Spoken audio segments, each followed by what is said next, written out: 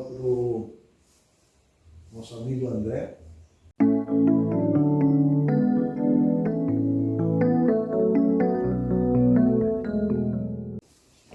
Bom dia a todos mais uma vez. É muito bom estar novamente presente, né? Encontros presenciais sempre eram muito produtivos e interessantes quando a gente podia se reunir antes da pandemia, né? E é bacana também rever vários amigos conhecidos aí. Muito bom. Vou trazer um tema interessante, de repente, para a gente falar um pouco sobre, no dia da celebração dos 11 anos do Genealogia RS, sobre o tema da diversidade. Até um tema que está muito em pauta na atualidade, né? Diversidade, se fala muito de diversidade como se fosse algo atual, né? E o que eu trago aqui, na verdade, é que a diversidade ela existe desde os primórdios, desde sempre, né? A migração dos povos, ela vai gerando diversidades, né, ao longo do tempo. E a abordagem aqui é justamente em torno da diversidade cultural dentro da imigração germânica para o Rio Grande do Sul. Então, a gente vai ver aspectos que mostram quão diversa é essa cultura germânica. Vou passar aqui alguns slides. O Nélio comentou, as perguntas a gente deixa para o final.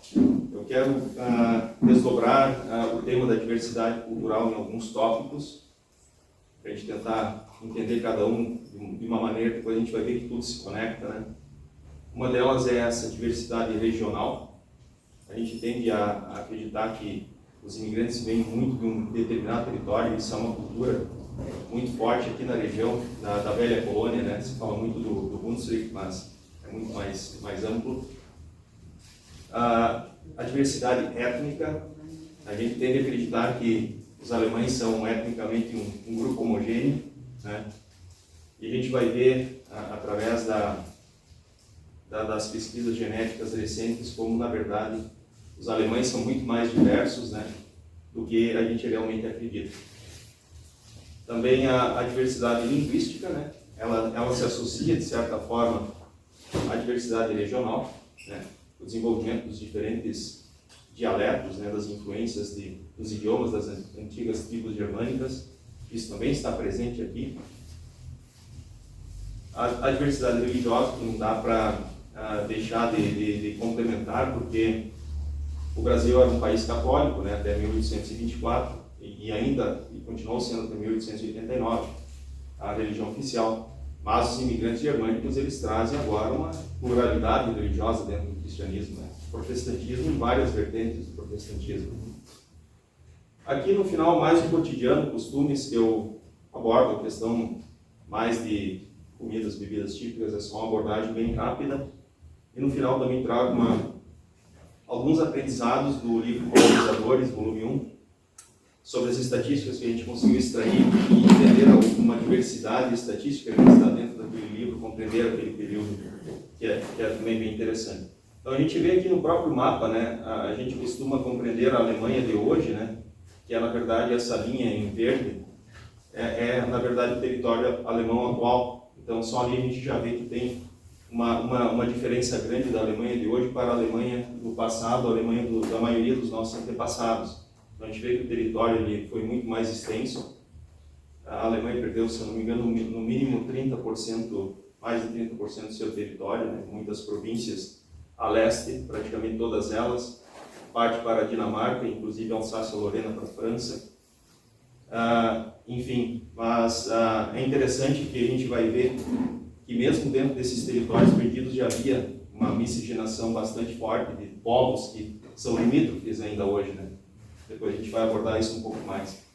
Mas é interessante pontuar aqui eu gosto de usar o mapa de 1871, quando a Alemanha se unificou, né? E pela primeira vez a gente passa a conhecer a Alemanha como um país, o Império Alemão, né? O grande estado da Prússia. Muitos dos renanos, né, que vieram para o Brasil, né, renanos daqui da região da Renânia-Palatinado, que chegaram como imigrantes prussianos, mas as origens da Prússia não estão nesse território, as origens da Prússia estão aqui, na Prússia Oriental, onde os cavaleiros teutônicos se estabeleceram por volta do ano de 1230, 1240, e é dali que começa o legado da Prússia, não é alemão, é báltico, depois a gente também vai entender um pouco disso. Enfim, é mais para ir abordando esses temas que a gente vai desdobrando. Eu vou tentar ser bem breve, A gente não tem muito tempo, mas às vezes eu me perco um pouco nas explicações, vou tentar ser mais objetivo. Então, o primeiro ponto que eu acho que é interessante comentar, o que já demonstra a diversidade da cultura alemã, é como a própria Alemanha ela é chamada nas outras línguas. Não existe uma padronização, como o Brasil, que é em todas as línguas é Brasil. E a gente vai ver que os nomes dados à Alemanha não são traduções para as outras línguas, mas elas vêm de vertentes distintas. O próprio termo Alemanha, na língua portuguesa e na maioria das línguas de origem latina, vem da tribo dos alamanos. Então é o primeiro ponto, que é uma tribo que praticamente habitava esse território aqui, na fronteira entre Suíça e a Alemanha de hoje. E é o termo que se torna, na língua portuguesa, a tradução daquele país. A própria Alemanha em si, no caso Deutschland, na tradução da própria língua alemã, seria como se fosse a terra do povo, ou a terra que pertence ao povo. Deutsch seria do povo, ou pertencente ao povo. Mas também tem a ver com uma ligação com a tribo dos teutões. Daí que vem o termo teuto, que depois a gente também vai ver que identifica os alemães. Então só ali a gente já começa a perceber uma diversidade. Para os eslavos, a maioria dos países eslavos chamam a Alemanha de, como no polonês, Niemcy, que significa estranho, ou estrangeiro, possivelmente pelo idioma, não se compreendiam, né? Línguas eslavas, línguas germânicas, línguas latinas. E o próprio termo, como na Itália, Inglaterra, outros países também mais a leste, que usam a Germânia, ou Germany, em inglês, Germânia, que é o termo cunhado do período do Império Romano, que chamava todo o território a leste do Rio Reno como a Magna Germânia. Né? Então tem esse termo antigo que vem da época dos romanos. Então aqui é mais para já mostrar que a cultura alemã ela é forjada em diversidade. Isso está presente, às vezes a gente não se dá conta disso. No próprio gentílico da língua portuguesa, olha a quantidade de variantes que a gente tem para o mesmo povo, né? O alemão, o teuto, como o teuto brasileiro, é um brasileiro de origem alemã. Teutônico mesmo, também uma derivação germano, germânico, ou muitas vezes até prussiano, claro que prussiano em função da grande influência do que foi o reino da Prússia em grande parte do território alemão.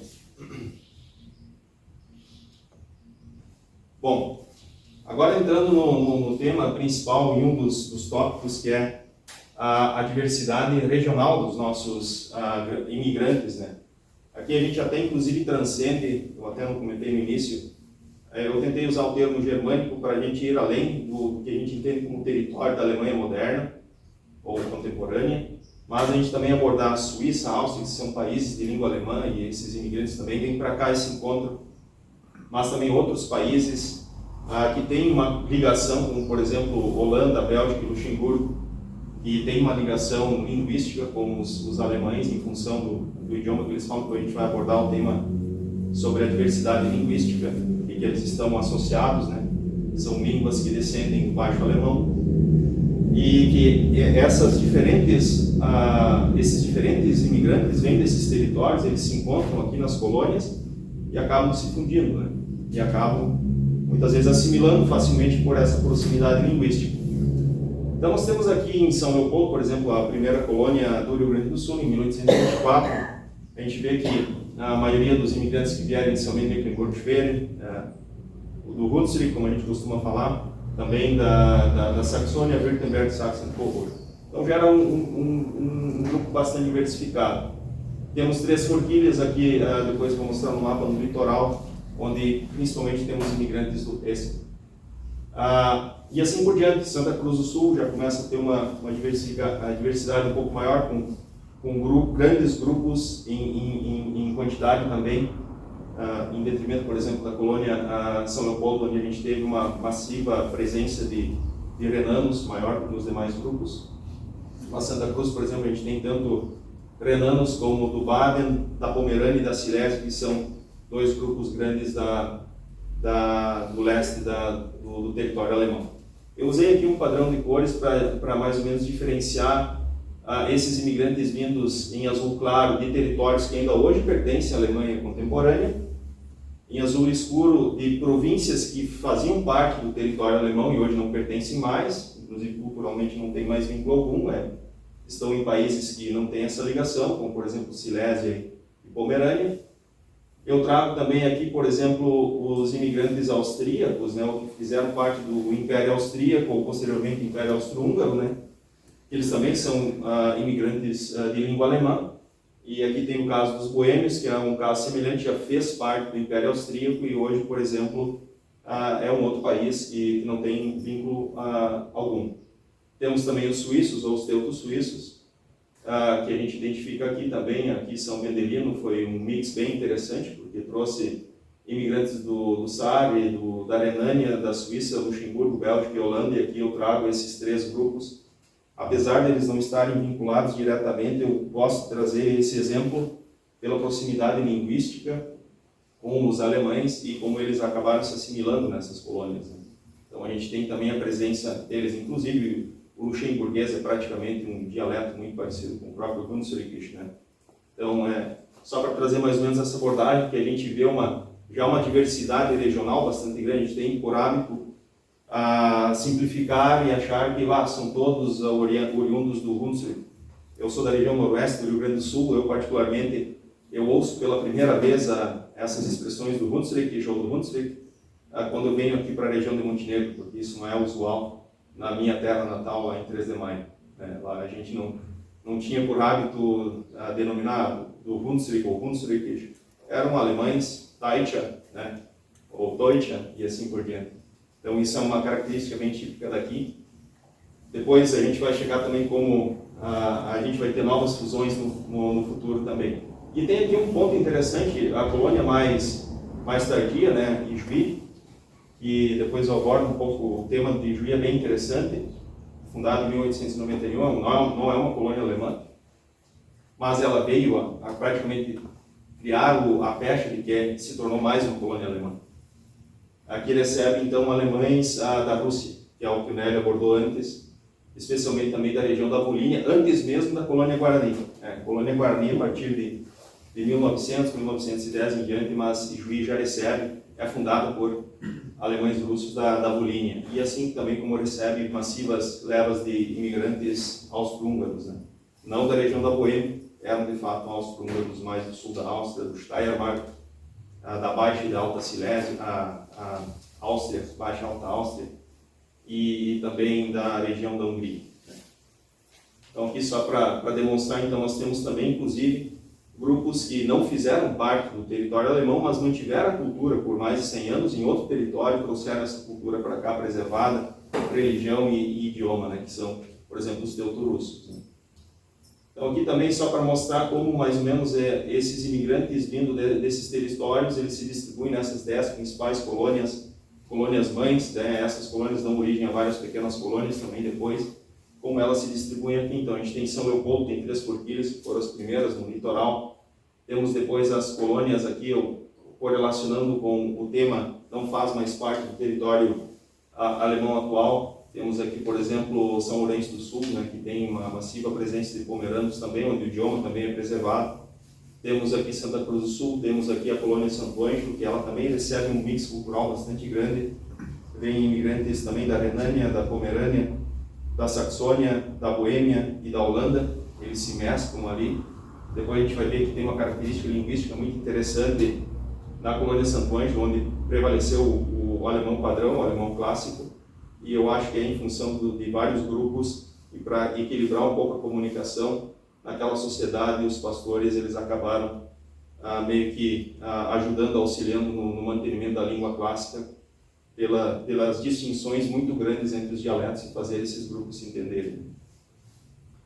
O que de novo mostra que existe uma diversidade muito maior. A gente também usa muitas vezes ou simplifica que se fala Hunsrückisch ou algum outro tipo de alemão. Não, eu acho que existem mais variantes do que somente o Hunsrückisch. Por isso que é interessante conhecer esses locais. Pessoalmente, vocês vão perceber que tem diferenças bastante grandes, né? Depois a gente ainda vai ter fusão. E aqui em Ijuí, então, é a primeira colônia nova, chamada Colônia Nova, no noroeste do Rio Grande do Sul. Eu quero aqui também abordar, aqui eu tento mais ou menos estabelecer, e aí que eu acho que vem a herança e a prevalência dos imigrantes que vieram da região do Saara-Pfalz. Eu tento botar esses três grandes grupos muito próximos, porque territorialmente eles estão próximos e linguisticamente eles são muito parecidos, que é a massiva vinda de imigrantes vem desse território. Eu acho que é por isso que há essa prevalência também dessa cultura do Hunsrück e assim por diante, né? Temos um segundo grande grupo que são de pomeranos e um terceiro grande grupo que eu diria que são de boêmios, né, que se estabeleceram aqui. E claro, todos os demais grupos, né, mas eu tento aqui mostrar com o tamanho dos círculos, mais ou menos o tamanho da presença desses imigrantes, né, descendentes depois aqui no Rio Grande do Sul. Bom, aqui eu quero trazer um tema interessante sobre a colônia Ijuí. Isso mostra a diversidade dentro do grupo germânico, porque em Ijuí, a primeira colônia nova, você vai ter o encontro de várias culturas distintas, teuto-brasileiros, chegando novos alemães, chegando austro-húngaros, teuto-russos, só que também teuto-romenos, teuto-poloneses, ou seja, eram habitantes da Polônia, por exemplo, mas eram de origem alemã e preservavam o idioma alemão. Tanto que quando a colônia Ijuí é criada, é a primeira colônia da República, no período republicano, eles queriam estabelecer uma colônia mais multiétnica, onde fosse possível estabelecer o português como língua franca, porque a maioria das outras colônias elas ficaram muito homogêneas e acabaram desenvolvendo a própria língua materna como a língua franca daquela região. Por exemplo, o alemão se proliferou muito nas colônias alemãs. E se tinha uma intenção de quebrar um pouco esse vínculo e fazer com que o português se desenvolvesse e trazer grupos étnicos de diferentes regiões da Europa para também haver uma maior integração, né? E não se tornar muito fechada alemã ou até mesmo italiana, que já tinham as colônias italianas. Então, quando o Ijuí é criada, ela atrai imigrantes de várias regiões. Lá nós temos suecos, nós temos holandeses, nós temos ucranianos, temos poloneses, temos russos, temos alemães, italianos, descendentes brasileiros, temos árabes, enfim, mas dois grandes grupos em especial alemães e italianos. E isso aqui é uma fala muito interessante de um pesquisador, Fischer, lá da região, onde ele diz que não era para se tornar uma colônia alemã, era para ser uma colônia com um novo perfil, e ela acaba recebendo a pecha de mais uma colônia alemã, porque dentro desses vários grupos, entre os russos tinham os teuto-russos, entre os poloneses tinham os teuto-poloneses, entre os romenos também, entre os austro-húngaros, e esse pessoal falava alemão, e eles começaram a se reunir, e o alemão se tornou a língua franca mais uma vez na região de Ijuí. Então é muito interessante que como é diversificado essa questão cultural alemã, alemães vindo de tantos territórios distintos, às vezes até com a impressão de que são outros povos, né? E lá se reúnem e o idioma os reúne, né? Ou a própria igreja, né? A confissão luterana, no caso, também os reúne. Aqui é um exemplo da minha família. Eu tenho um ancestral alemão que veio direto para Ijuí em 1893, uma austro-húngara, na verdade, uma Donauschwaben, uma Suábia do Danúbio, que eram alemães que se estabeleceram na região húngara do Danúbio no ano de 1800 e pouco. Descendentes desses 100 anos depois vêm para o Brasil. Então ele casa, os filhos nascidos casam ou com alemães, ou com teuto-russos, ou com austríacos, no caso meu bisavô aqui, austríaco, e inclusive nessa mesma comunidade, aqui no interior de Ijuí, Juricaba, tem inclusive teuto-americanos, americanos de língua alemã que vêm para cá e se estabelecem lá na região. Então, para ver como é diversificado e como o idioma faz um papel importantíssimo nessa aproximação, né? Muito forte, eu vejo o idioma alemão dentro da cultura alemã, né? Tanto que preservado e mantido ainda hoje em certo grau, né? Pessoal, André, essa segunda linha, primeira você colocou, a segunda ali, alemão casou com uma norte-americana, de origens germânicas. Isso, de origem germânica. O marido faleceu e a mãe e os filhos migram para o Brasil e se estabelecem em Juricaba. E aí também casa com uma... Casa com austríacos, casa com teuto-russos, então há essa mescla, né, de diferentes grupos de alemães. Mais ou menos isso, só para exemplificar, né, que nessa mesma comunidade também tinha essa variável. Então, eu acho isso muito interessante porque mostra a força cultural e a língua tem esse papel, né? E como isso, mesmo lá no início, já dos anos 1900, isso ainda era muito importante para esses povos, esses diferentes povos que tinham isso em comum, né? A língua. Os próprios teutorussos, eles já habitavam o território da Volínia, do Volga, há mais de 100 anos quando vieram para cá. Então, por 100 anos eles preservaram o idioma lá e trouxeram para cá.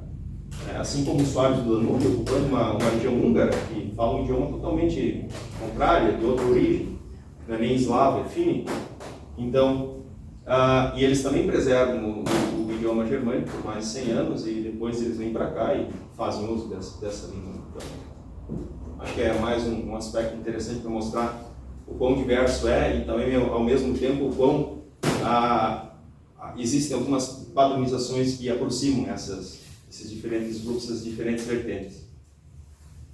E aqui eu quero também dar um exemplo, e fica mais fácil para explicar se eu uso um exemplo pessoal sobre a diversidade dentro da nossa existência, nós como seres, né? Então aqui eu pego um mapeamento que eu fiz dos meus antepassados imigrantes, dos meus 85 antepassados imigrantes, 33 famílias.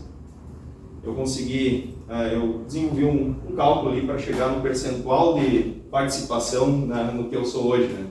Então, quais são os principais grupos que compõem a mim, né? Meus familiares, isso cada um de nós tem a sua diversidade, né?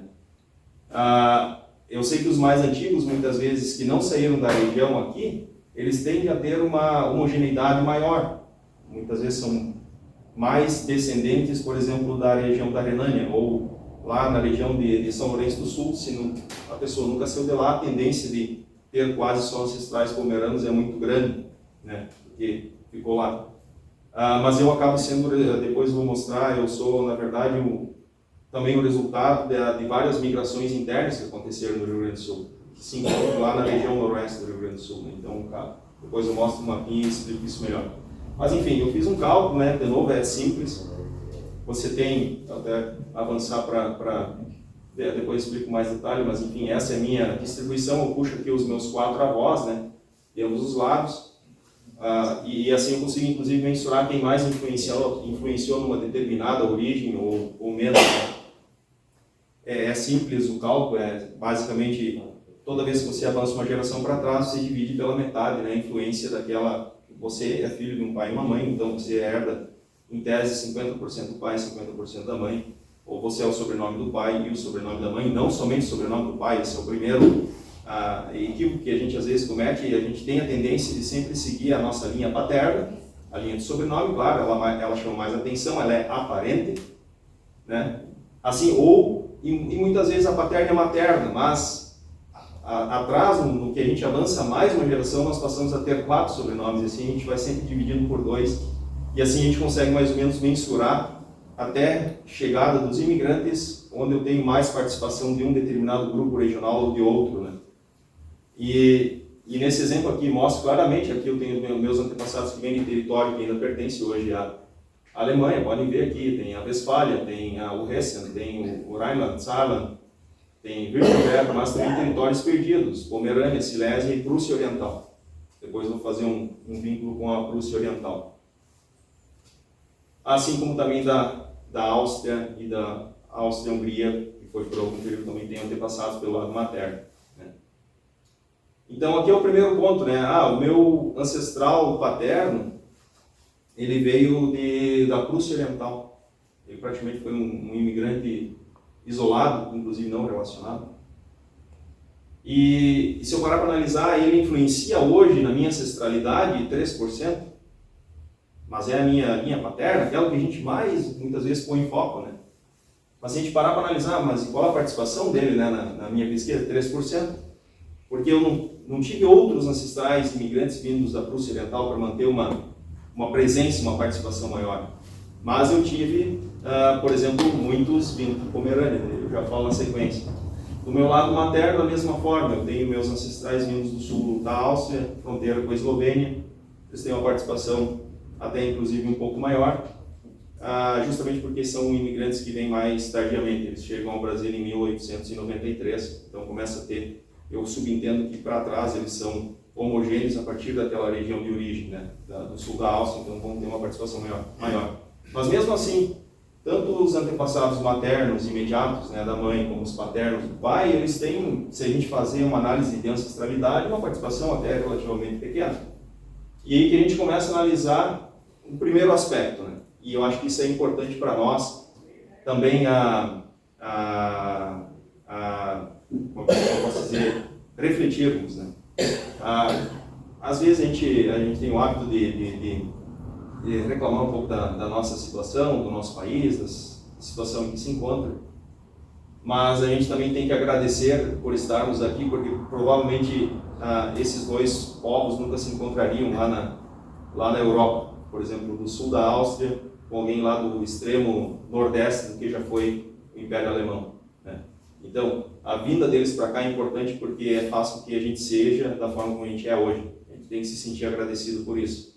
A gente também tem que botar no contexto histórico, quando eles vieram para cá, a situação lá era muito pior do que a situação em que, por exemplo, a gente vive hoje. Então, a gente tem que entender o contexto da época. Muitas pessoas reclamam, querem cidadania, querem voltar para lá. A gente tem que se colocar na pele deles naquela época quando eles vieram. Então, primeiro ponto, primeira análise que a gente tem que fazer. Nós não seríamos como somos se os nossos antepassados não tivessem vindo para cá, né? Porque lá eles não se encontrariam, a distância é muito grande. Outro ponto que eu quero relatar é, por exemplo, eu acabei de falar, né?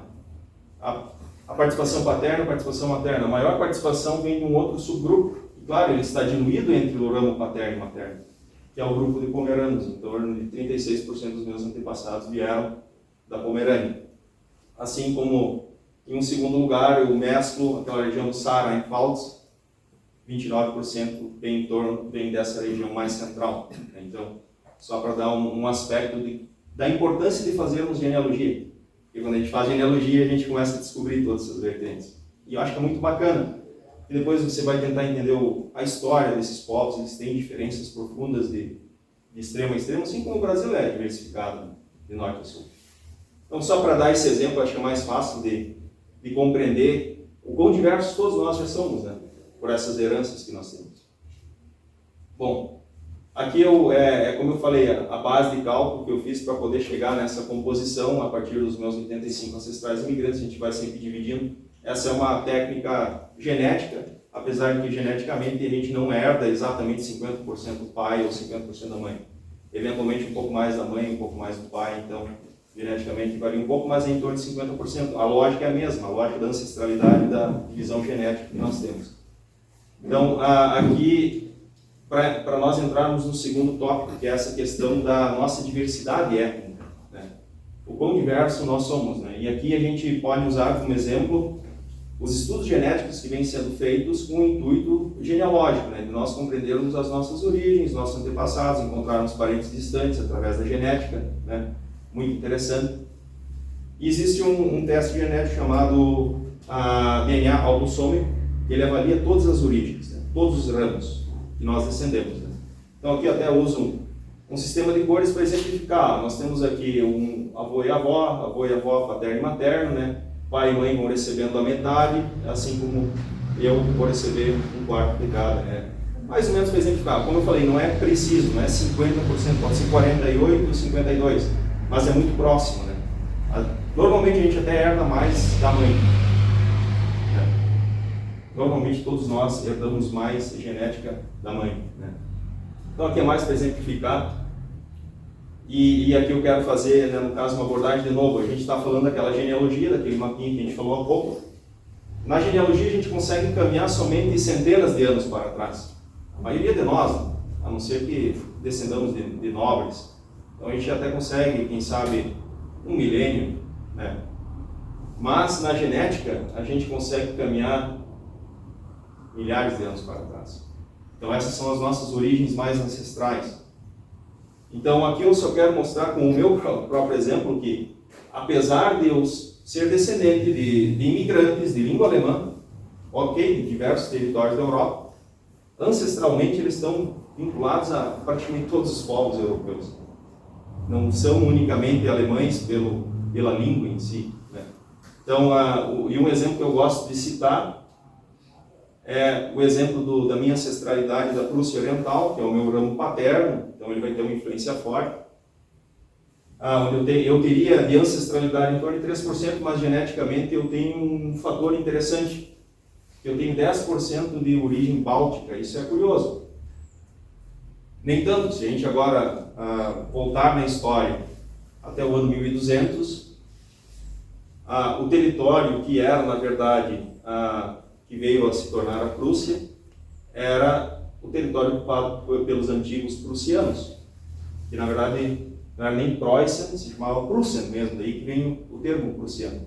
Alt-Prussen, que na verdade era um povo báltico, ou seja, um povo com afinidade com os lituanos, os letões e os estonianos. Então eles têm vínculos genéticos, ancestrais, linguísticos, religiosos com os povos bálticos, né? Isso é uma evidência interessante, porque a minha ancestralidade paterna vem dessa região, né? Então pode ter a ver com essa participação há mais de 1000 anos atrás, porque os meus antepassados, provavelmente muitos deles, eles eram bálticos, na verdade, na sua origem, e foram germanizados, enfim, normal, é o que acontece. Então é só para exemplificar o quão mais diverso ainda mais podemos ser, né? Que a gente extrapola, inclusive, o entendimento do que é a diversidade alemã contemporânea, mas uma mais antiga, mais profunda, que não tem um vínculo direto. E claro, temos a Europa ocidental, que inclusive mescla alemães e franceses, né? A Family Tree DNA foi a primeira instituição a fazer esse tipo de pesquisa genealógica, de DNA para fins genealógicos, consegue estabelecer. E existem alguns pontos fora da curva que eu ainda não consigo compreender, que é, por exemplo, alguma correlação com Malta, né? Então, eu acho que é uma ancestralidade muito antiga, mas é interessante. Algumas coisas a gente consegue mais ou menos compreender. Por exemplo, como eu tenho muitos ancestrais pomeranos, 36%, eu posso ter parte dessa ancestralidade pomerana diluída aqui na Europa Central, parte inclusive da Escandinávia, porque a gente sabe que a Suécia ela teve influência, a Pomerânia foi parte da coroa sueca por um período, e até mesmo dos eslavos, né, que habitavam a região, porque essa região já era habitada por outros povos eslavos, então acaba tendo uma influência também de europeus orientais, né. Mas só para dar um exemplo que a gente pode ser bem mais diverso do que a gente compreende hoje, né, a nossa diversidade. Então, essa aqui é uma forma de ver a genética, ela revela coisas novas e muito interessantes. Eu até sugiro fazerem, é bacana. Claro que o objetivo maior do teste de DNA autossômico é realmente encontrar parentes, né? Quando eu comecei a fazer os testes de DNA foi com esse intuito, eu não tinha ideia da origem do meu antepassado paterno. Estava tentando ver se não achava algum match de algum descendente dos meus antepassados mais antigos e com isso estabelecer indiretamente, somos daquele mesmo ponto em comum, né? E é isso que o DNA do Gen Y faz. Esse foi o primeiro teste que eu fiz em 2011, que é o DNA que analisa a herança genética da linha paterna. E era justamente por causa dessa dificuldade que eu tinha de estabelecer de onde veio o meu antepassado, porque os documentos aqui no Brasil simplesmente diziam, ele era prussiano. Disse muito. E, enfim. E aqui esse teste ele analisa justamente uma herança que é passada pela linha paterna somente pai para filho. Isso vai refletir 20 mil anos atrás. Então a gente pode achar um ancestral paterno de uma determinada linha milhares de anos para trás. Inclusive encontrar vínculos de um primo distante de quinta, 10ª geração, se ele descende desta linhagem, vocês com certeza descendem no mesmo ancestral paterno comum. Só que é muito difícil de encontrar esses matches. Porque as pessoas, elas precisam, essas correspondências, elas precisam primeiramente, né, se aventurar nesse campo. E ainda temos poucas pessoas que se aventuram nesse lado mais científico da genealogia, né, para a gente poder fazer essa vinculação. Mas eu tenho a dizer que recentemente eu encontrei um match paterno que chega por volta do ano 1300, antes da estabilização dos sobrenomes. Então esse é uma outra grande dificuldade. Porque a linha paterna ela também é conhecida como linha de sobrenome. A gente deve conseguir chegar até 1500, o ideal é encontrar uma correspondência genética do Gen Y pós ano 1500, 1600, porque é quando a gente tem já os sobrenomes sendo fixados ou registrados. Antes disso nem sequer a gente tinha um registro, então fica difícil de encontrar o ancestral em comum, se é uma genealogia muito anterior. Hoje o match mais próximo que eu tenho, por exemplo, é do ano por volta de 1350. Curiosamente, é um americano que tem os seus antepassados na Prússia Oriental, assim como eu. Então significa que os meus antepassados provavelmente já habitavam a região no período da chegada dos cavaleiros teutônicos, que eram bálticos mesmo. Enfim, é curioso, daí a gente começa a estruturar teorias, né? Bom, vamos correr um pouco aqui. E essas linhagens paternas, elas são divididas em grupos, né? Ou haplogrupos, como costumam dizer.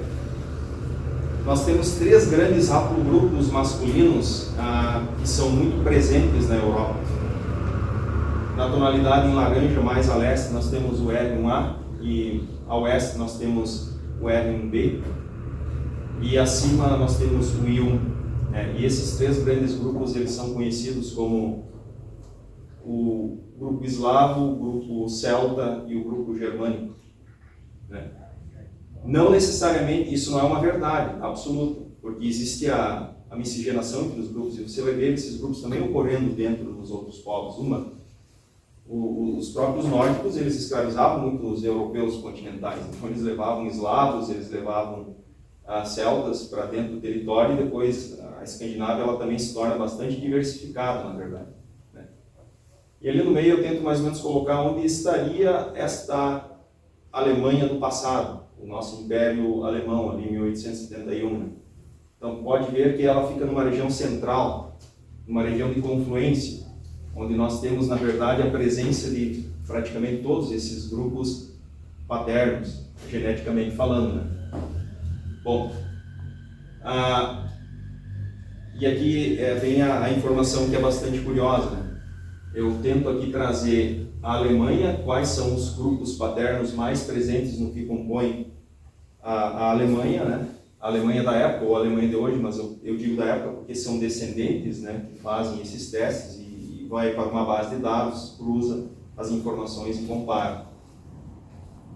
E daí eu coloco as principais divisas vamos chamar da Alemanha, com o norte, com o oeste, com o sul e com o leste. Claro que a Alemanha não faz divisa com a Itália, mas aí eu mesclo junto aí a Áustria, que é praticamente o mesmo grupo a sul, e a gente teria a influência dos romanos aqui através dos italianos. Né?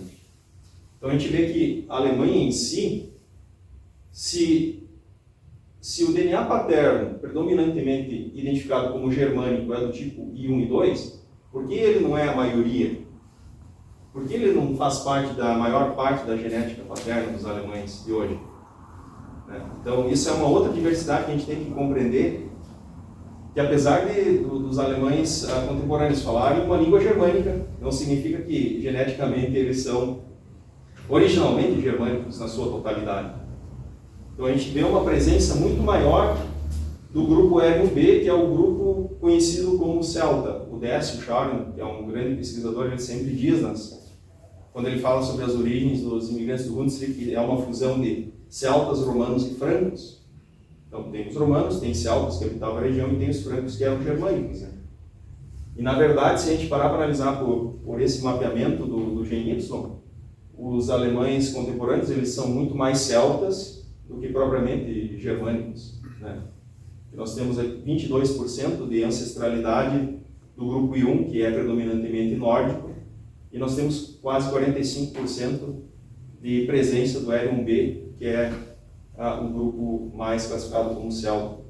E por isso que eles têm uma ligação genética tão próxima com franceses, com italianos, por exemplo, onde nós temos essa presença. Né? E se a gente para analisar, vamos pegar o exemplo aqui da Dinamarca, que é a divisa no norte, a gente vê que tem já uma influência maior germânica no norte, enquanto que reduzem os percentuais desse alto. Quando a gente vai para o oeste, na França, veja que predomina de fato essa presença celta. Né? E eu estou generalizando, tá? Não é exatamente assim, eu estou tentando ser mais simplista na explicação. Ao sul, a Itália, também temos essa presença, mas a Itália a gente percebe que ela é muito mais diversificada, ela, inclusive tem outros 2 grandes grupos que não são tão presentes entre os europeus do centro. Né? A gente tem essa influência de 18,5 do haplogrupo J1, que vem aqui do sul, que justamente é um haplogrupo identificado muito entre os povos árabes, então ali percebe a vinda dos povos árabes e do norte da África aqui, que é do grupo E, que também estão presentes, por exemplo, dentro da cultura italiana. Então, para ver como todos nós, todos os europeus em si, eles têm uma diversidade muito, muito ampla, né? E quando a gente vai a leste, por exemplo, tu vê uma predominância grande, que é conhecido como um haplogrupo balco-eslavo. Na Polônia, ali, 57,5% é no A, e que é o terceiro mais presente dentro da ancestralidade dos nossos antepassados germânicos, né? Então, são os três grandes grupos, depois outros grupos eles representam menos, né? Então, é só uma forma de ver, né? Os estudos mostram isso. E aqui eu até quero dar um exemplo muito interessante, um exemplo prático, porque o Borcher, nosso colega aqui, ele também já fez o teste do gene Y, assim como o Rodrigo Trespa, inclusive foi quem me incentivou a fazer, foi ele que fez a primeira vez. E eu, inclusive, também descendo dessa família Trespa, do ponto de vista geral, não paterno, obviamente, né? E percebam, aleatoriamente, os ancestrais do Borcher vêm de Birkenfeld. E, coincidentemente, ele é do haplogrupo masculino do R1b, que corresponde a mais ou menos o mapa do lado. O Drespa, que vem de Kaubach, na região do Hessen, também deu R1b. E eu que venho lá meu antepassado que vem lá da Prússia Oriental, ele é do haplogrupo R1a, que é predominantemente típico nessa região mais a leste. Então a gente, só para exemplificar, pegando pessoas que fizeram teste aleatório, não foi induzido já por algumas características ou por uma tendência de ter determinados ancestrais, ele mostrou mais ou menos essa diversidade que a gente vê dentro da cultura alemã. Ela é muito mais diversa, né? Eu diria assim, quem sabe os alemães eles seriam muito mais celtas, do ponto de vista étnico, do que o linguístico já por outro lado é germânico, né? Enfim, então só para exemplificar aqui, trazer esse tema, né? A diversidade que todos nós carregamos. Enfim, depois nós entramos na diversidade linguística, e aqui eu acho que é um ponto bem interessante também a ser abordado. De novo, para a gente não simplificar e achar que se fala um único dialeto, especialmente no Rio Grande do Sul, tem sim dialetos predominantes, mas também tem vários outros dialetos que são falados, mantidos ou que se mesclaram, inclusive. Depois eu dou um exemplo prático. Então nós temos aqui, mais uma vez, sobrepondo em verde o que seria mais ou menos as fronteiras da Alemanha contemporânea. E aqui nós temos os grupos linguísticos, né, da língua alemã, dividido em três grandes grupos. De sul a norte nós temos o Oberdeutsch, as regiões montanhosas, né, o Mitteldeutsch, ambos aí que dão origem praticamente ao que a gente entende por alemão clássico, ou Hochdeutsch, que influenciou a língua moderna alemã. Mas no platô, nas planícies do norte, nós temos o Niederdeutsch, né, o baixo alemão. E vejam como ele transcende a fronteira, mas ele faz parte do mesmo grande grupo linguístico, onde nós temos então o holandês, ou os dialetos neerlandeses, né? Como há essa vinculação entre holandeses, eles simplesmente são independentes do ponto de vista administrativo, mas linguisticamente existe a ligação entre os alemães, os holandeses, os belgas, os luxemburgueses. Assim como aqui há a transição e a vinculação entre os germânicos do sul, entre os suíços e os alemães do sul, ou os austríacos e os bávaros, né? Vai haver similaridade linguística entre eles também. Então, isso aqui é mais para exemplificar uma subdivisão, né? Depois, cada um desses três grandes grupos tem as suas subdivisões. Por exemplo, nós temos aqui o Rheinfelsisch, que seria a raiz do Hunsrückisch, né? Ou o Rheinfränkisch, que seriam as raízes do Hunsrückisch, né? Que é a influência do dialeto mais difundido, mas que ele já está muito próximo do alemão clássico. Então, a gente vai ver muito mais similaridades com o alemão clássico do que, por exemplo, com os dialetos falados no norte da Alemanha. Então, nós temos, por exemplo, o Pommersch e o Westfälisch, né, que são bem presentes aqui. Eu até trago aqui alguns exemplos, né, do Hunsrückisch, que eu classifico dentro do Rheinfelsisch, uma frase Ich spreche Deutsch, ou Ich schwätze Deutsch. Então, tem algumas variantes, né. inclusive muito parecido com o alemão falado na Pensilvânia, nos Estados Unidos, que eles lá falam Pennsylvanischkeit, que na tradução deles é Pennsylvania Dutch. Então, Dutch é holandês, olha, a similaridade Dutch é o termo em inglês para se referir ao holandês, não ao alemão, mas eles chamam e não tem nada a ver com o idioma alemão, na verdade, com o idioma holandês, ele tem mais a ver com o renano aqui. E aqui é importante destacar obras que são feitas, destacar um trabalho estrondoso sendo feito pelo professor Cleo Altenhoff, né, de fazer o resgate do Hunsrückisch, inclusive estabelecer regras, vocabulário, enfim, baseado na gramática da língua alemã, isso é muito importante. Então, é bacana porque está havendo também essa preservação aqui, nós estamos mantendo essa diversidade linguística que os nossos antepassados trouxeram. Então, temos alguns trabalhos. Existem, eu quero aqui também exemplificar, eu adquiri o dicionário de Saarländisch, né? E basicamente o dialeto que eu falo em casa, ele se aproxima muito também ao Hunsrückisch ou ao Saarländisch, é uma mistura, depois eu explico um pouco mais. Mas eu adquiri até a nossa colega Andréa, ela trouxe para mim esse dicionário no passado, muito interessante para ver as semelhanças que existem entre o Saarländisch e o Hunsrückisch, que a gente fala aqui. É bem interessante mas esse é de autoria de pesquisadores alemães, né? Temos aí o alemão clássico também, obviamente ele é falado por algumas comunidades ainda aqui no Rio Grande do Sul, ou se não, ele também hoje é largamente ensinado nas escolas, né, o Hochdeutsch. Ich spreche Deutsch. Ich spreche Deutsch. Então, tu vê que há similaridade entre o alemão clássico e o próprio Hunsrückisch. Temos aí também os dialetos do baixo alemão presentes aqui no nosso estado, no Niederdeutsch. Então, nós temos o Pommersch, ou Pommerisch, Pomeranisch, né? Existem diferentes formas de falar. Aqui uma frase, aí já vocês veem o impacto da diferença na escrita e na pronúncia. Até porque o Pomeraniano não vai dizer Ich spreche Pomeranisch, ele vai dizer que ele fala alemão. Porque todos no final falam alemão, é que nem o Hunsrückisch, né? Ich spreche Deutsch. Ich sprach Deutsch. Então já tem uma diferença grande na forma da pronúncia, ou Ich schnack Deutsch. Seria formas de falar em pomerano, mais ou menos. Eu estou tentando fazer uma adaptação, eu não sou nativo desses dialetos. E aqui também um trabalho bacana, que esse está sendo feito mais no Espírito Santo, lá teve uma vinda... Eu achei engraçado que eu como dinamarquês, essa Snack Deutsch, o dinamarquês é Snagge Tysk, Snagge falar, Sim. É similar.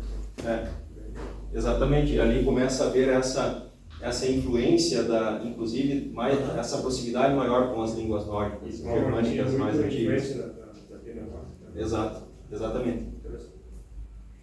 E aqui também tem um trabalho legal sendo feito de preservação do idioma pomerano, mais especialmente lá no Espírito Santo, o professor Pressman, que também desenvolveu um dicionário pomerano português, né? É bacana porque essa preservação, né, acho que é importante. E um outro exemplo que eu quero trazer aqui dessa diversidade linguística é o Westfälisch, né? E a gente tem aqui uma influência bastante grande aqui em Teutônia, Westfália, né? Nós temos vários imigrantes que chegaram e se estabeleceram nessa região, e lá também há uma preservação bastante grande do dialeto do idioma. O professor Lúcio Gualler tem feito um trabalho muito grande em difundir e ensinar o dialeto westfaliano para os munícipes dessas duas regiões, né? E aqui também alguns exemplos. Tu vê que há similaridade entre o Westfälisch e o Pommersch. Por exemplo, Ich spreche Deutsch, algo mais ou menos assim. Então, ou Ich höre Deutsch. Então, vejam que esses dois dialetos, eles vão soar muito dificultosos para serem compreendidos para aqueles que falam o alto-alemão, ou o Hunsrückisch, por exemplo. Tem uma diferença grande, né? Mas a raiz, quando a gente vê especialmente escrito, a gente vê as semelhanças, né? André, sobre os westfalianos, dia 26 agora tem lançamento veio convite para nós aí, da gramática. Isso. Eles já tinham feito o dicionário antes. Então isso. agora está saindo a gramática lá. E é esse trabalho aqui, até estou mostrando a capa do trabalho feito pelo professor Nucildo. Ele vai ter agora um segundo lançamento, um segundo volume do dicionário westfaliano português, ou da língua westfaliana brasileira, porque aqui surge um novo contexto de dialetos, onde a gente tem essa influência das misturas também. Né? Por isso que eu acho que até o professor Cláudio se refere muito ao Hunsrückisch como Rio Grandense, Hunsrückisch, porque é uma particularidade aqui do Rio Grande do Sul. Né? Bom, isso aqui é para mostrar como há diversidade também linguística, né? Também entre esses grupos. E aqui quero também, e outros, claro, tem os tiroleses, né, que também preservaram o dialeto deles, os austríacos, de repente também ou logo foram assimilados pela similaridade com o próprio Hunsrückisch, idiomas do sul, né, mais próximos. Aqui eu quero também trazer alguns exemplos, eu tentei pegar por algumas regras fáceis de compreender a mudança na tradução. Então, um dos pontos que eu quero destacar, algumas palavras, por exemplo, água, Wasser, em Hochdeutsch, no Hunsrückisch, Wasser, né? Normalmente Wasser, mais leve. No Pommersch, Water. No Westfälisch, Water. Netherlands, na Holanda, Water. Assim como no inglês, Water. Então, como os idiomas do baixo alemão, eles começam a transcender a fronteira alemã e vão se assimilar ao holandês, ao próprio inglês, até por influência dos anglo-saxões, que vão depois colonizar a Inglaterra. Depois tem os nórdicos, que vem também lá, há uma nova fusão de línguas germânicas. Aqui é interessante, batata é bem diversificado, porque são palavras diferentes, aí a gente não consegue pegar uma regra, mas, por exemplo, o Kartoffel, o Grumbeer, que é conhecido, minha avó paterna falava Grumbeer, por exemplo. E no pomerano, Kartoffel, é um termo bem diferente, e no westfaliano, Erdapfel. Seria a maçã da terra, uma tradução bem simples e literal, que é parecido com aqui o holandês, que é aardappel. Né? Até dá para mais ou menos compreender na pronúncia, né? Erdapfel, né? Seria a maçã da terra. E no inglês é potato. Casa, e o número 2, um outro exemplo aqui, que é interessante aqui também mostrar, por exemplo, hoje, heute, né? Na maioria quem fala Hunsrückisch é Heit, no pomerano Hüt, que nem Deutsch, Heit, Deutsch, Hüt. Então a gente começa a ver uma característica, né, linguística. Mas, por exemplo, no westfaliano é Vandaag, né, que é parecido com o Vandaag do holandês. Então, no westfaliano provavelmente ele vai ter muito mais facilidade de ter um diálogo com o holandês do que de repente com o alemão do sul, né? Se esse holandês fala se esse westfaliano fala dialeto. Aqui também tem como varia a igreja, por exemplo, Kirche, Kerk, no holandês. No inglês é church, mas o inglês antigo era kirk, né? Então a língua também ela mudou depois, a língua inglesa teve influência também do francês, né? Enfim, aqui tento dar alguns exemplos para mostrar algumas características que a gente vai poder ver depois refletidas em outras palavras que seguem a mesma regra. Por exemplo, aqui no também alto, né? E no Hunsrückisch é or. Isso você vai ver também, por exemplo, na palavra Staub, poeira, Staub. Então são características que vão se assimilar depois nas demais palavras. Então só para exemplificar um pouco as semelhanças e as diferenças. Estamos chegando no final. E aqui, ainda falando desse termo da linguística, eu quero de novo trazer um exemplo pessoal. Nós temos aqui as colônias onde se estabeleceram os meus antepassados, né? Então eu tenho antepassados de todas essas colônias. Agudo, Santa Cruz, tem aqui da região de São Leopoldo, depois migro internamente para lá e para cá, Ijuí, e depois a confluência desses vários nas colônias novas, né? As terras que são abertas e os descendentes que vão em busca de terras. Né? E lá há uma nova mescla, uma nova mistura, várias novas influências. Né? E eu mesmo costumo dizer, é um estudo próprio que eu faço, de tentar entender as influências no dialeto que eu falo em casa.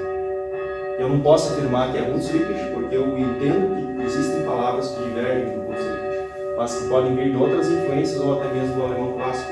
Por exemplo, pelo meu lado paterno, que vem da colônia Santo Ângelo, é muito mais presente algumas palavras claramente vindas do alemão clássico, né? Enquanto que outras que eu não posso determinar qual é a exata influência, né? Um exemplo aqui é, por exemplo, falar, a substituição do AG pelo O. No russo seria Son, no alemão seria Sagen, mas no meu dialeto é Sarra. Então, só para dar um exemplo, né? Então, tentei mais ou menos montar um percentual de influência, claro que isso é. E eu venho alimentando essa planilha aí, à medida que eu vou lembrando de verbetes, palavras, enfim. Então, só para mostrar que é muito mais diversificado que um único dialeto fixo, estabelecido, claro que é igual a um equivalente lá na Europa, né? Há essa mistura também. Religião, eu vou finalizar aqui rapidinho. Como havia dito, né, o Brasil é um país católico, mas assim, com a imigração alemã, vem também católicos para o Brasil, né? Obviamente, desde os primórdios, né? E aqui eu só quero comentar uma contribuição mostrando a diversidade, ó, de um padre teuto-suíço, que é responsável pelo cooperativismo, né? Uma grande contribuição. E os alemães trazem também o protestantismo, né? Tudo bem, já existiam inícios de igrejas protestantes no Rio de Janeiro, que era a capital do Brasil, desde os primórdios, com ingleses que viviam lá, mas não de uma forma estruturada como depois se estabeleceu com a vinda dos alemães que trouxeram e estruturaram a igreja. Então, a Deutsche Evangelische Kirche, ela é criada, instalada, estabelecida. Então, o luteranismo vem para o Brasil. Mas os alemães protestantes, eles não trazem também só o luteranismo. Aqui eu trago os dois grandes grupos, né, de luteranos, a ISLB, que conta com 72% dos membros, a IELB, de origem americana, com em torno de 28% dos membros, para mostrar que tem diversidade entre luteranos também, né? Eu acho que até existe uma igreja luterana dinamarquesa, né? Se não me engano. Enfim. E aqui também uma contribuição, ó, diversidade, novamente, um pastor teuto-americano, ele traz a soja para Santa Rosa. Hoje é a nossa principal commodity de exportação. Então, só para mostrar como é diverso e, apesar de estar misturando religião aqui com outros fatores. Mas também, esses protestantes, eles trazem outras vertentes religiosas, como os calvinistas, reformados, pietistas. Temos o caso dos Mucker, lá em 1873, que é muito importante na história, né? Então, mostra como era plural mesmo dentro do grupo dos protestantes, essa diversidade religiosa, né? Tolerância e intolerância. É uma linha tênue, né? E temos também a implementação de outras igrejas que aparentemente não têm um vínculo direto com a imigração alemã, mas a Igreja Batista, pioneira no Rio Grande do Sul, ela foi implementada por imigrantes alemães, em Vera Cruz, pelo pastor Karl Feuerhardt. Eram pomeranos batistas que começaram a difundir a fé e estabeleceram a primeira Igreja Batista. Então a gente tende a achar que é de um outro grupo, que veio depois, por missão. Não, veio com alemães. E os próprios congregacionais, né? Os batistas da Volínia foram da Alemanha, da Volínia, Ucrânia, exato, e vieram aqui para o Brasil em 1900 e pouco. Exato. Ele está descobrindo isso agora também. E os próprios congregacionais, que é uma igreja mais recente, de 1942, eles são, na sua base, alemães. Né?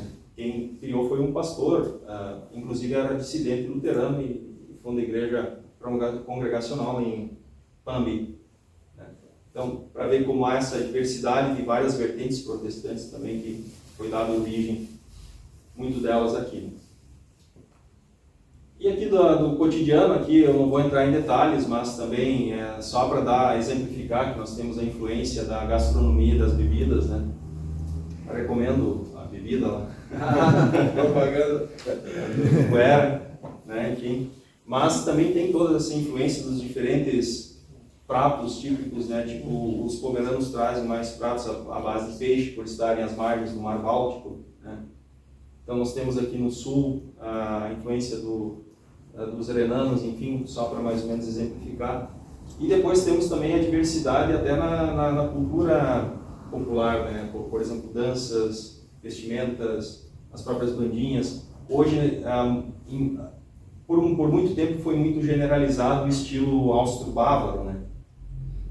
e na verdade são os que menos têm participação aqui nos imigrantes que vieram para o Brasil, é muito mais amplo. Então, mas hoje o pessoal está começando a resgatar mais essa origem das vestimentas típicas dos seus povos de origem. Por exemplo, aqui é o austro-bávaro, a segunda foto é uma roupa típica pomerana, nós temos os westfalianos, aqui do Hessian e aqui da Renânia, então tem uma diversidade também, existia essa diversidade lá, né, entre esses povos. Não vou entrar muito nesse detalhe. Aqui para finalizar, trazer algumas particularidades que as estatísticas nos mostram. Isso aqui foi do livro que nós fizemos sobre os colonizadores que chegaram no Brasil entre 1863 e 73, não é colonizadores alemães, é colonizadores em geral, 7.025 imigrantes, só que 91% deles vieram de territórios de língua alemã. Aqui as estatísticas mostram os anos em que houveram os picos de imigração nesse período, mas o interessante aqui é demonstrar uma diversidade diferente, uma estatística diferente das estatísticas de hoje. Hoje, por exemplo, nós temos um equilíbrio entre homens e mulheres, né? Naquele tempo, 57% eram homens dos imigrantes, 43% das mulheres, para ver como com a evolução da medicina também como deu a longevidade também às mulheres, né? Naquele tempo sofriam muito com partos, enfim, dificuldades nos partos, muitos filhos, né? Geravam essa condição também. 63% eram solteiros, 67% eram protestantes. Olha que massiva entrada de protestantes. A gente hoje entende que é 50-50, né? Mas nessa década a grande maioria dos imigrantes eram protestantes e 54% deles eram entre 15 e 45 anos. Então, só para trazer também essa diversidade que muda um pouco os números de hoje como eram os números do passado. E esse aqui é um dado curioso, né? Isso também faz parte da diversidade da cultura alemã. 54% eram imigrantes prussianos. Tá, mas o que é a Prússia? Para um leigo. Isso nem existe mais, né? Nós carregamos ainda essa origem, né? A forma de valorizar o passado, né? Prussianos. Fontes de pesquisa, aqui tem alguns links a vídeos interessantes. Esse vídeo aqui é muito legal, mostra um pouco de uma mistura de vários dialetos aqui no Rio Grande do Sul, só que é um vídeo de 1 hora. Aqui sobre os alemães da Rússia, é um documentário que foi feito lá na região noroeste, mas pegou também Argentina, Paraguai, Paraná também. Pomerano no Brasil, Westfaliano no Brasil. Aqui também tem uma palestra lá de 2016 que eu falo um pouco mais no detalhe nessa questão da pesquisa genética, né? Que é, caso alguém queira assistir, né? Com o tempo. Seria basicamente isso.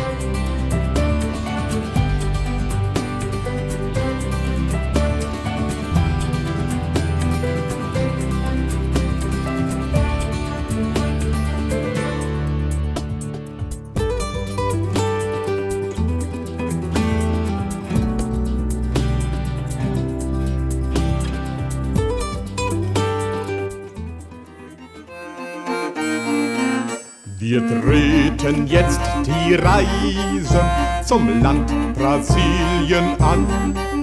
Sei bei uns Herr und Weise, ja mache selbst die Bahn. Sei bei uns auf dem Meere mit gnadenreicher Hand. So kommen wir ganz sicher in das Brasilienland.